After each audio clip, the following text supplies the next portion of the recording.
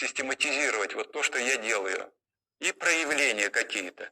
Продавил печенку, ага, и вдруг храп прекратился. Ух ты, как здорово. Продавил желчный пузырь с печенью уже, а теперь коленки перестали хрустеть. Продавил поджелудочную железу, и у человека поменялся психотип. Если раньше он был невроз, сплошной невроз, то есть он вздрагивал, когда хлопнешь, хлопок, он подпрыгивает, прикоснулся, подпрыгивает, а тут он успокоился.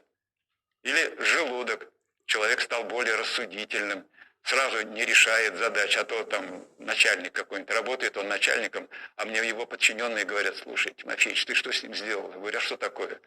Да ты промял ему живот, и после этого он стал другим. Он стал другим человеком. Не может быть. И вот это все я регистрировал. И, конечно, это было очень интересно.